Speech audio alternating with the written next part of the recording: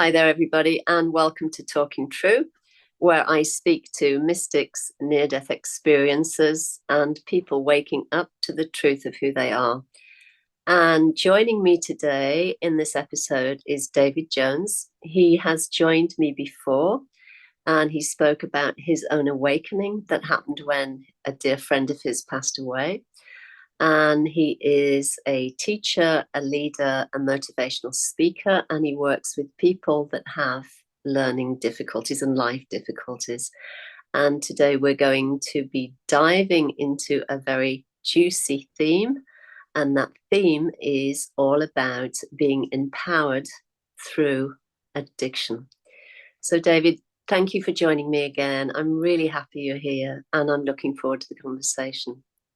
Thank you. Thank you for having me back. It's great to be back. And yeah, I love watching the wonderful guests you've got on your channel and just your audience growing. So lots of love to all who see this. Thank you. Yeah, you're welcome. So thank you. So your kind of whole drive lately is to empower people and to inspire people by speaking about the importance of, kind of recognizing that we're not going to be here forever. So, essentially accepting our own demise eventually, living true to who we are. And also you speak about the struggles many people have with addiction. Is that correct? That's right, yes. And it always fascinated me as to why I had such an addictive personality. And yeah, just to give this all context, as you mentioned earlier, it was the death of my best friend in front of me that created this awakening within me, because he was such a positive person. And when I was in the room with him that day, there was literally this most overwhelming, indescribable feeling of unconditional love and joy and acceptance of everything. And that was coming from within me. And it was around me in the room as well. It will stick with me forever, and I never get tired of telling the story. So when I left the hospital room that day, I literally, part of me died in that room, and I came out a new person. And that started the ball rolling. And I started to ask questions. Well, what was that feeling? Who am I? Why am I here? I've been very much sleepwalking through life, unconscious behavior, and always had an addictive personality. So that created the spiritual awakening within me. And I was learning about spiritual things in the beginning, but then I wanted to understand the human psyche and why did I behave like I behaved? I mean, we all have addictions to some extent, but I was that one that always had to take it to the extreme. I was the last one in the pub, the last one to do everything. I had to just take it to the next level. So I started learning about the subconscious mind, about human phasic development and how we develop in our childhoods. And I had quite a traumatic thing happen to me when I was a child. So my mother left me when I was 3 years old. I didn't understand the profound impact that had on my development as a child in the first 7 years and my subconscious mind, and then how that led into my teenage years and my adulthood. So is that a nice introduction? Yeah. Shall I continue as to? Yeah, let me just stop you there for 1 minute, because I'd love to kind of unpack something you said in the beginning, which is that you felt this unconditional love, I think is the way you phrased it, and you felt this energy in the room. So I'm assuming that that was the point that your friend was leaving his body and he was passing on. Was that the moment that happened? So his family and his wife were with him, and I was when he actually left his body at 16 minutes past 2. And I've been seeing that number. That's one of my numbers, and I've seen that a lot the past few days. Saw it just before this interview, actually, 16 minutes past 2. That's when he left his body. That was a very somber experience, something I wasn't ready for. But then we all went out of the room, and the nurses prepared the body just to be viewed again, just kind of clean it up and wash it. And I just asked his parents, I said, can I go back into the room and just have 10 minutes with him, just to make my peace with him, say my goodbyes and whatever. So that was then, it was just me and him alone in the room while I was with his shell, his vehicle, his corpse. And that's when I had this feeling, because I was holding his body, and all the lessons that he had taught me through his positivity, because he had cystic fibrosis and such a lot of challenges through his life. And he picked me up so many times, supported me, picked me out of the gutter when I was drunk, and metaphorically as well. He gave me all this wisdom, and I couldn't accept that what he had given me was contained in that body, that was the body, and then that was it. It was going to perish. And it was in that moment that I started to have these feelings. And I don't know, something short-circuited in my mind, in my ego structure of how the world was. And that's when I began to feel this unconditional love from within me. But I say it was coming from around me as well. And there was light in the room. And I just wanted to hug him and kiss him and thank him. I was full of gratitude and joy. And I was just puzzled, because I was like, well, my best friend's here, dead, and I'm having these feelings. And yeah, that's what stuck with me. So it was just between me and him, nobody else in the room. It was a very poignant, joyful moment. And yeah, it drives me. It drives me. Yes, because it's something that it has such a large impact on you. It doesn't come and go. It's still forever fresh, so to speak, right? Is the way I would describe it. Yeah. And I had someone ask me a question a few weeks ago that I never thought about. And they said, with your addictive personality, do you feel that you're chasing that feeling that you felt with Dean in that room that day? And I never thought about that. Do I still have an addiction and attachment to that feeling? But yes and no. I was just curious as to what that feeling was and where it was coming from. And this was part of me, but it was around me. And that really got the ball rolling. So I did kind of want to chase that feeling as well. But there's a lot of curiosity. And now I've found from the practices, for what I do every day, just being conscious, meditation, yoga, just everyone I meet, I found that feeling is always there. It's just got a lot of layers over the top of it, and it's just being able to release those layers very slowly through the healing process. And I want to share that feeling with the world and everyone I meet, and hopefully that energy that I create can empower people and get them to have a glimpse that it's not just solely within me, this is within every single person. So that's kind of my mission now, to empower people for whatever erroneous thoughts or beliefs they've got about themselves. It's not true. And I love the story about there's a golden Buddha. I think when they were raiding the monasteries one time, I don't know too much, but I heard it once briefly and it resonated with me. So the monasteries were being raided and they wanted to hide the treasure, so they hid this beautiful golden Buddha and they caked it in mud. And I love this because it's kind of a metaphorical representation of our journey to healing, and that there's a little golden Buddha within all of us, and we just have to start scraping back the layers of mud that we've placed over ourselves, and the stories that we've told ourselves, that society have told us, that the education system have told us, and so on, to let that little beautiful golden Buddha that's within us all shine. So that's kind of where I am now. Yes, yeah. Well, and everything you've shared relates and links to the same experiences people have during a near-death experience, or in the process of a spiritual awakening. It's this. I was going to say it's like awakening to the truth of who you are, but it's more about remembering who you really are, because this is recognition. Oh yes, I know this. This is authentic.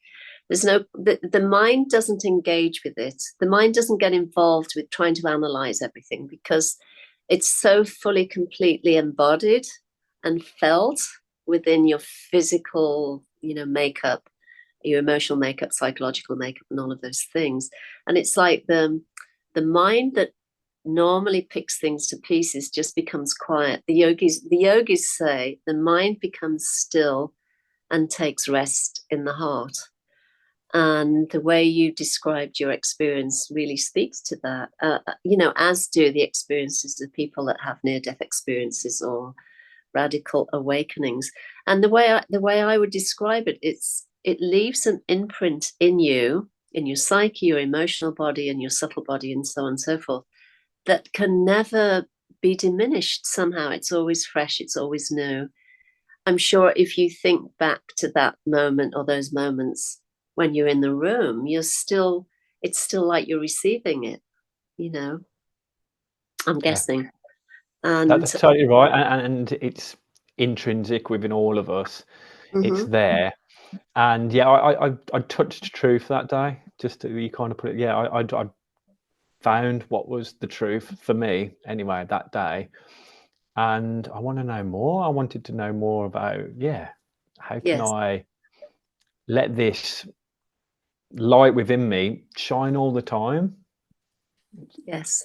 And how can you deepen into that and be that in the world, rather than kind of diminishing or hiding that light through conditioning, old patterns, old beliefs, old mind loops, and all of those things, which, for the most part, is the story for many people. Unless you've gone through what you've gone through, or you've had some sort of shift of consciousness. And of course, what we're speaking about here is true of everybody. You can call it a Christ consciousness awakening. You can call it a return to Buddha mind. You can call it, I don't know, a radical shift of awareness or something. But it's always about the same thing, and it's about recognizing the truth of who we are, and then being guided from within to do whatever it takes to live in that place 24/7, and not ever leave it. Because I think the thing is, as you so beautifully explained, once you have a taste of that, that's what you want. That's what you realize, what you were chasing after all the time that you were, involved in your addictions. Because all addictive behavior, really, when you look at it, is about longing to be in this place of authenticity, right? And longing to know the truth. And I'm sure you could put it in a better way, because you've had direct experience of addiction. But I think it's true of everybody. And you so rightly said, everybody has addictions. Whether it's addiction to alcohol, drugs, television, I don't know, too much distraction via being online or whatever it is. But there's everybody struggles with addiction on some level or other. I believe so. And yeah, so it's just remembering who we are. And yeah, everyone has addiction. It's just how we label them, are some better, are some worse, or social stigma. So as I started to delve into the subconscious and my makeup of who I was, I saw the story that that young boy told himself when his mother left him when he was 3 years of age. And he told himself that it was his fault his mother left, that he didn't deserve love, and everyone else around me at that time, and then going to school in those early years, this was in the early 90s, divorce was very uncommon. People still had parents, mom and a dad, when I went to school, and I saw all this, and it reinforced the story I was telling about myself. Well, everyone else has got a mom and dad. Why haven't I got a mom? She clearly doesn't want me. And then the guilt, the shame, and you can see how this starting to build in these very early years. And then this isn't to criticize religion or everything, but this is my experience. I was taken to church, and then I was told about this fearful, tyrannical, patriarchal figure in the sky, that I had to be a good boy or else I was going to burn in hell, and he wanted praise and adulation, and if I didn't do that, or be a good person, I would go to hell. And that just kind of finished me off, and that cemented my belief that I'm not a good person, I don't have a mom, I'm going to burn in hell, I deserve these things. And you can see it's really sad to look back. I've done a lot of inner child work now, and I can look at this objectively. And if the inner child still has a lot of emotion, I sit with him and work with him. But it's really sad to look back on those first 7 years that then shape who we are as an adult, and to see what that young man told himself. And yeah, he told himself about that. It was reinforced from people around him, but ultimately he chose to believe that. So it wasn't forced upon him. And children, they view their parents as gods, and they do anything to please them, don't they? A child will do anything to please Yes. their parents. And I see the way my daughter just wants constant praise off me, and have I done good? And you can see already what they're doing to themselves. So yeah, that's the story that my 3-year-old child told himself, and then it carried on. Hmm. Yes. Well, look, I would say as well, back whenever that year was, what year would that be? When you were 7? How long ago? Oh, we're not. Oh, Julie, I'm terrible at maths. Don't ask me this. That would be 92. Yeah, Okay. 92. So what I would venture, and I think it's fairly accurate, that things have changed since then, quite radically, with respect to having an understanding about mental health and well-being, and how to nurture and take care of people. Obviously, it's not optimal. It's not the greatest, but there is more. I would say there is more awareness around that, and there's more support than maybe there would have been when you were a lot younger. And certainly, in in church settings, and I'm using a broad brush to make that statement, but within especially the Catholic tradition or the Orthodox Christian tradition, there can be this tendency to be labeled as a sinner, and to be told things that support that, so that you feel less than, and you feel like you can never get caught up and you're unworthy and all of those things. And that can be a huge driving force and a massive obstacle for people, that really can be so damaging. I mean, I can speak from my own experience with respect to that. I was raised in the Catholic tradition, and there certainly wasn't much support with respect to anybody who was like were struggling as a child who had been, let's say, abandoned, or parents had divorced, or whatever the situation was. So thankfully things are changing, but the point is that being conscious of what that is all about, and what the storytelling is all about, really helps. And finding people that can also give voice to that, which is what I'm sure, which is why you're so driven to want to share your experiences. Yeah, yeah, you're right. And to be told you're born in sin as well, that's a really traumatic and Hmm. abusive thing to be told, in my opinion. But Yes, but it this is was. just where this is where I am on my journey. My father still has his religious beliefs, which I respect. But what I've experienced through direct experience and not being told intellectually, this is my experience. I've found for me that that's not true. Hmm. So to be told you're born in sin, to see everyone else around you having parents and you haven't got any, and then to have your mother, yeah, sorry, to have your mother leave you, the shame, the guilt, they were then the driving emotions of my subconscious. And I've learned how we learn experiences in our childhood, and then unconsciously a situation can provoke an emotional response in you that you learnt as a child that may not be the best response now from an adult perspective, but you're literally playing off a pattern throughout your life. So I had this shame, this guilt, this rejection, abandonment wound within me, and I would do anything to be accepted. So I started people pleasing. I chose the people pleasing approach, which is it's a form of trauma response. It's called the fawn trauma response, and you will please people in order to be liked, accepted, so you don't trigger those childhood feelings of abandonment or not being worthy again. And this is what I chose. So I started getting in with the cool kids at school, or the bad boys. We started drinking, smoking weed, and this was all to crave acceptance. I remember the first time I had a cigarette, and it was disgusting. I choked, and I think most people probably will with their first drag of a cigarette. But I did it anyway because I didn't want to be rejected by my peers. And then it snowballed and snowballed. And because I had such a high tolerance for substances, I got labelled a bit of a legendary status, which is ironic in our culture, isn't it? Like, the more abuse you do to yourself, you're a bit of a legend. Yes.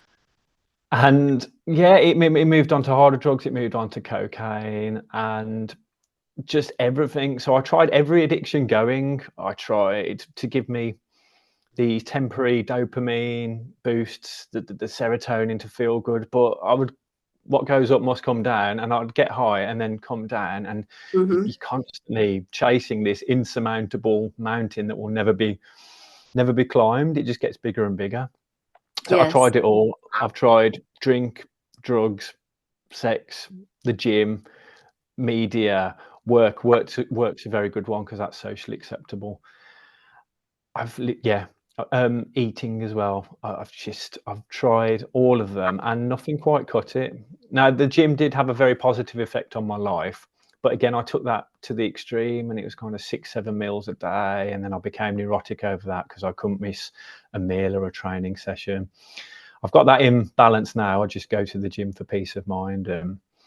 My physical health is a bonus, but yeah, so all these addictions, and it never got anything. And so what I'm saying now to everyone is that what is lying in your subconscious to block out the emotional trauma, what emotions are lurking there that you're not comfortable with, that we're never comfortable with feeling. And I found, this is my experience, that we reach for addictions to give ourselves these temporary feel good boosts. But then when that fades away, you've still got this core vibration going on within you that's mainly motivated by fear, shame, or guilt, which I've found are kind of the lowest vibrations, even below anger, that shame and guilt are the lowest. And this will drive your behavior. So this is why you choose addictions. And this is why I did. And I don't blame the young Dave for doing that, because he chose a coping mechanism and it worked. And I felt good for the time, but it never lasted. It was, it was a finite process. And that feeling next to Dean, that joy, that unconditional love, that was when I remembered who I was. And this is the true me, and that no temporary fix in this physical world now can compare to that. And that's not to say I don't still enjoy things and boycott the physical world. I just take them for what they are now, but I don't have attachments to them. I don't put my happiness in external sources, because that joy is there.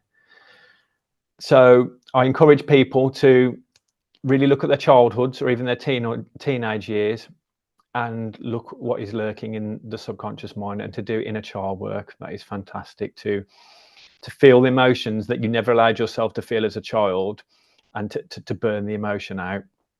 And when the emotion's done its work, when you can truly just have a thought without any emotion attached to it, I've found that that's healing them. But if you still can't think of painful events and there's that emotional charge, it still has the grip in you that needs healing. So I feel you need to burn these emotions out, so to speak, or just feel them and not judge them, because we judge emotions, good, bad, but they're ultimately just frequencies of energy vibrating, just to sit with an uncomfortable feeling. And this is something I've only become comfortable with in the past 3 years. Very difficult, but just to sit with shame, to sit with guilt. Where is it in my body? Why is this being produced? Where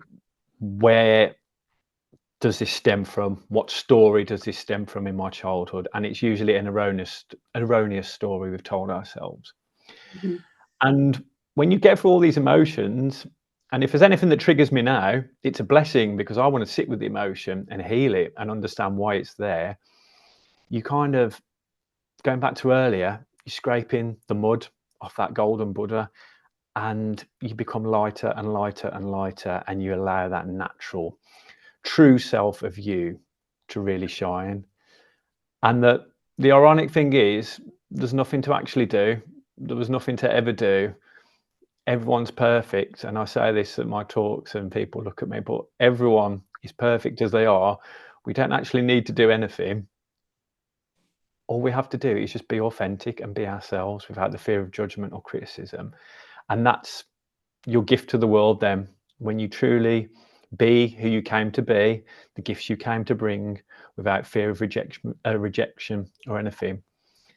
I found that this is true empowerment and beauty. And when we are our authentic selves and let that inner beauty shine, we complete the cosmic puzzle, because we're our own unique piece. But unfortunately, through fear, through shame, we hide ourselves up, put ourselves in these safety bubbles that the ego does to protect us.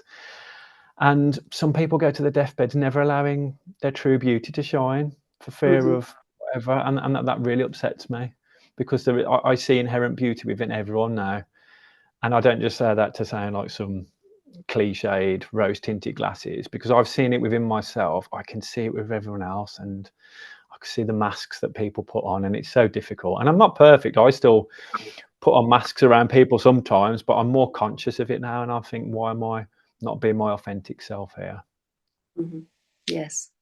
Yeah, and all of that said too, it takes courage to start doing this work, especially, and I can create context here because I was born and raised quite close to where you were born and raised, right? I think maybe 12, 15 miles Just up the away. road. Yeah, so I really understand the environment and the context within which you were, trying to kind of find yourself and move against the common kind of behaviors.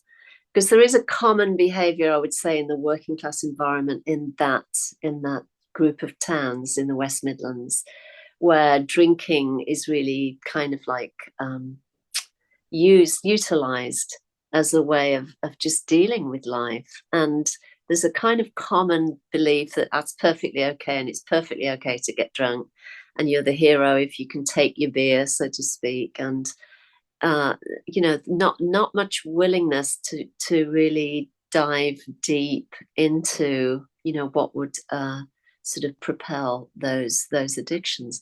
So those of us that break free from that conditioning and from that environment have really had to stand up. And obviously this isn't just unique to the West Midlands of the UK.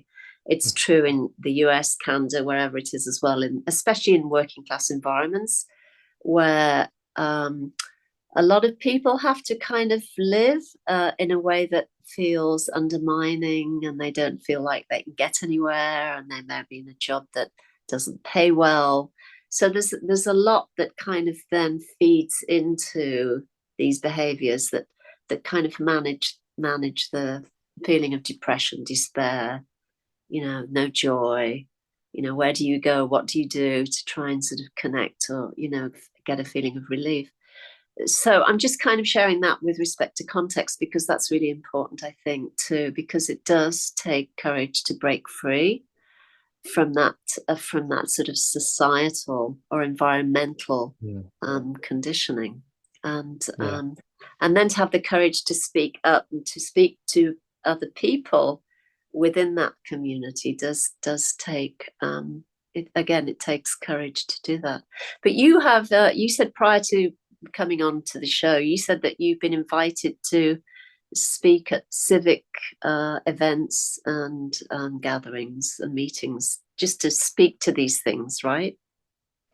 Well, it was just a one-off event a few weeks ago in the Mayor's Parlour, and it was a launch of a foundation, the Susan Vickers Foundation, that I was asked to be a part of. And this is for people that have slipped through the care system and then don't really have the support when they've left that. And it's a very common path that they do then go down the path of addictions. So it's my goal to help people that not to walk the same path I walked. And like you mentioned earlier, it is very prevalent and common in all cultures, but particularly around here. And that's not to pass judgment on the path I walked in the past and the beautiful friends I had. And I had some great times, I'm not going to lie. We had some real laughs. I loved it. Yeah. But I just didn't have that level of consciousness yet just to question what was going on around me and walk my own path to be that authentic, bold self. And I just very much wanted to fit in and be myself. So that's this is my, you said it was a brave thing to do, and that's nice. So I do want to stand up and just get people to question themselves. Why do I feel the need to drink? Why do I feel the need to do a certain addictive behavior that gives me these temporary boosts of pleasure that's not sustainable? But why am I doing this? What is lurking beneath it all? And you were saying about the beliefs people tell themselves, life is hard, I don't have enough money, this, and these are stories that I told myself. But it sounds really simple, but you can tell yourself another story when you've made contact with the truth. And these are beliefs that you've learned from your parents or carers of society, and you're literally living somebody else's life. You're living a belief that's been handed down to you, and you accept that as truth.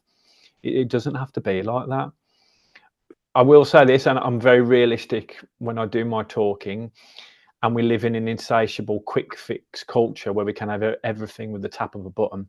This doesn't happen overnight. This is a slow process, and you have to be dedicated, because the subconscious mind, I think they say it runs about 95% to 98% of our daily behavior. If you immediately tell yourself, I am perfect, the subconscious mind is going to be like, what? No, no, no, no, no. That's when the battle with the conscious and the subconscious comes in, because you've created this belief in your childhood, or you've observed it, or you've been told it. So just to say a few nice affirmations, it's not going to work. You really have to have time and commitment. And yeah, it's not to put people off, but it is so rewarding. And I think I've been playing this game now for about 6 years. I've really started the nitty-gritty healing the past 3 years, and within the past, well, this year, the beginning of this year, I've really started to see fruition of what I've been doing, and miracles happening on kind of a daily basis. Just amazing synchronizations, the right people showing up, just gifts out of bizarre random processes, because I'm literally changing who I am. Well, becoming more who I am. I'm not telling myself another story. I'm just becoming more of my authentic self, as you kept mentioning earlier. This intrinsic light that's at the core of our being, that I believe is within everyone. What I know is in with everyone. And yeah, but you've got to work hard at scrubbing the mud away, also known as the erroneous beliefs in the subconscious mind, to allow that perfection that's there.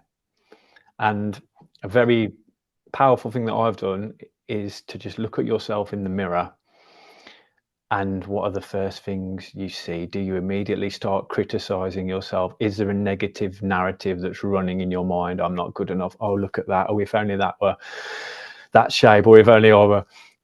And you say, and I might be only speaking for myself. Everyone might look in the mirror and think, look at me, I'm a divine, perfect being. However, I don't feel that's the case collectively at the moment. So just mirror work, just to look in the mirror. And I think you'll find your true self then. You'll find out what's going on in the psyche when you just look in the mirror and see what starts coming up, see what feelings, really stare into your soul and your eyes. And there's your work, I've found. And I still have moments when I look in the mirror and there's a negative voice there, but I just acknowledge that now and allow it to pass, and just know that there's more work to be done. But yeah, I would say mirror work's a very powerful, simple thing. So just look in the mirror and notice how quick it is to criticize yourself. Yeah. Yes. And also recognize that whatever thoughts or comments come up, are not authentic. They're not true. Because a lot of what we tend to believe in are just inherited anyway. It's something somebody may have said to you in the past. And certainly as a kid, you tend to think everything's true. And of course it isn't. Mm-hmm. And yeah. It's literally like we've been handed down this mind, this brain, through ancestral trauma and then individual family trauma. And you are playing off thoughts in your DNA and psyche that aren't actually yours. Mm-hmm. And the ego, I feel we can bring the ego back into balance as we progress in the next 1,000 years. But the last 200,000 years, the evolution of the Homo sapien, it's been a very negative orientation around the ego. So we have these constant ticker tapes of thoughts just going through our head. You're not good enough. That's fearful. Don't do that. Stay in the safety lane. And yeah, it's just about acknowledging the thoughts. You're never going to stop them, but just acknowledging them, becoming aware, and then you can change them slowly over time. So yeah, just acknowledge it, and not judging them. Just I used to judge them. Oh, you shouldn't be thinking that, but then that's putting the guilt and shame back onto you, all the judgment. So now I just allow it, and I'm pretty friendly with my mind now, to be honest with you. I just see some neurosis that comes up and I think, oh, I got that from my dad, and I wonder where my dad got that from. Did he get that from his parents? And then, oh, there's my mom, and oh, there's that time at school, and there's just all going through your mind. And it's just allowing to bring in the heart and the mind into harmony, into balance. I feel that this is the goal. It's not the heart is the driving force, but the mind is there to serve us as well, isn't it? But not to become the master. Yes, exactly.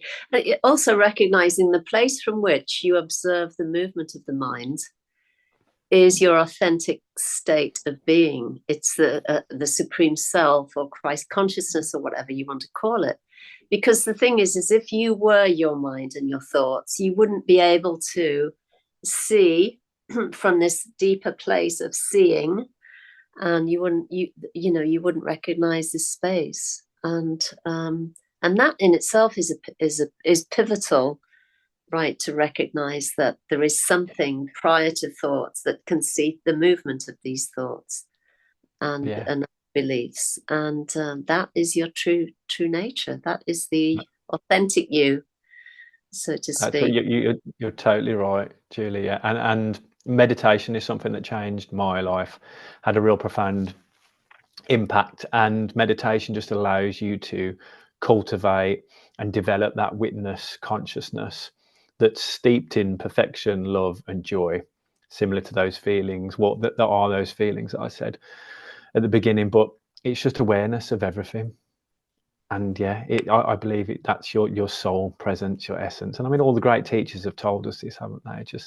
But what is that awareness? And I love going into meditation because you can just watch your human body work, watch your mind, watch where you hold tension in your body, just see the body as a vehicle. And again, not to detach yourself from it, but just it's a thing of beauty, but just know that you're there, it's there to serve you, and if you love it back, it will keep you safe. I truly believe this. So just to love everything and love the process of it all.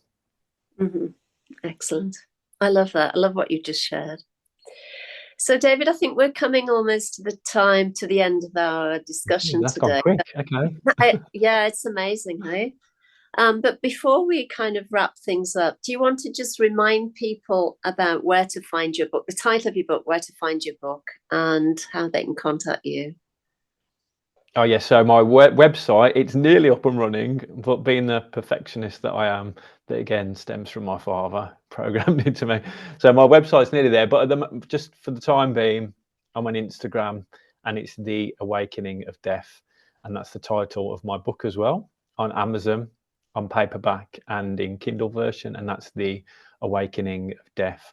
And if you just Google The Awakening of Death now, there's quite a lot of information out there. But if you ever want to reach out to me, Instagram's probably the best way currently, and I'd happily love to speak to anyone and have just a healthy conversation if I can help them. If they don't like something I've said, and we can discuss that and talk through it, that's equally fine. I just want to help people to experience what I've experienced. We all have our own individual beautiful experiences, but my goal is to help everyone recognize the inherent beauty that sits there all the time.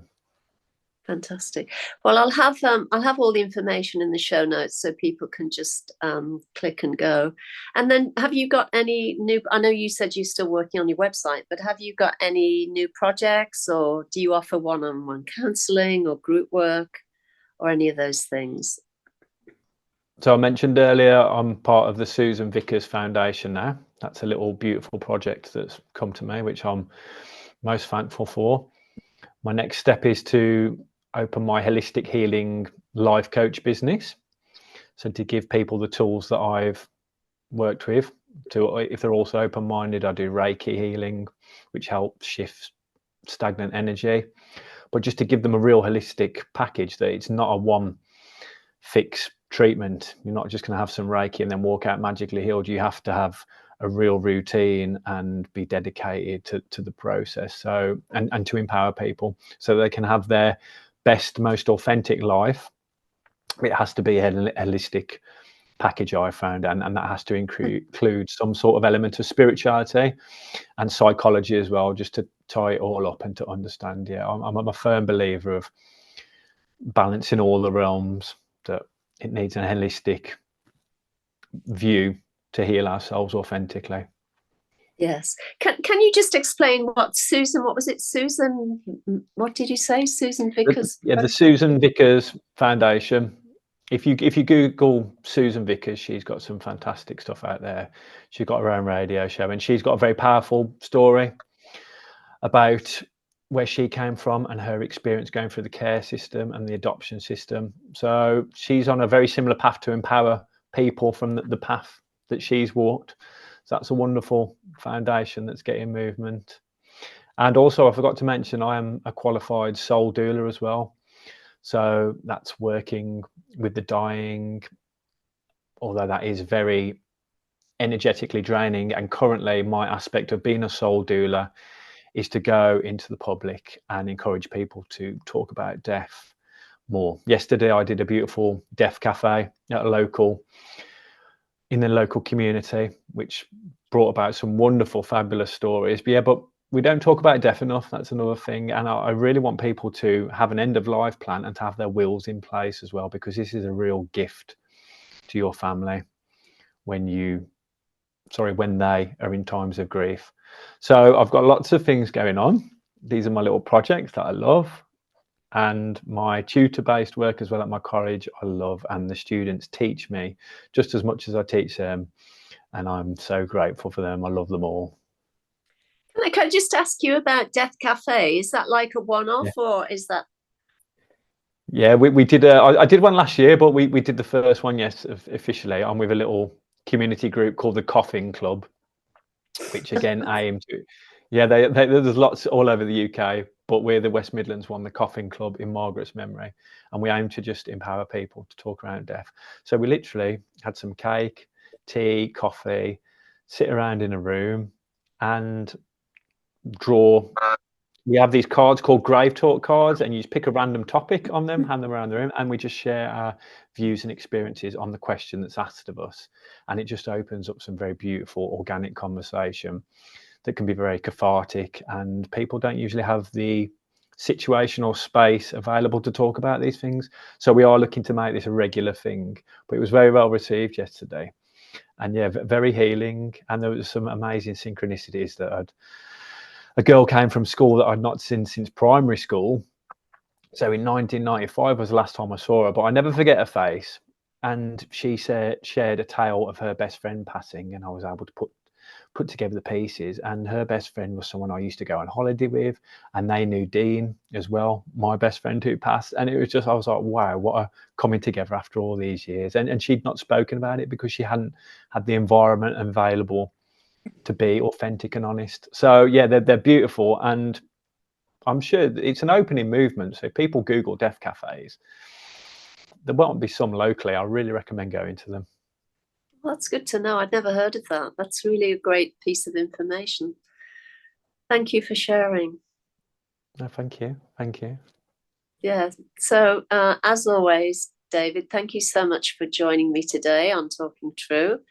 It's been delightful to speak to you, and to hear your wisdom and for you to share your wisdom. So thank you so much. Thank you for having me, Julie. Thank you. And thank you everybody for joining us for this episode of Talking True. As always, if you enjoyed this content, then let people know. And if you haven't subscribed yet, please subscribe. So that's all from us for today. And take it easy, be well, and see you again soon. Bye.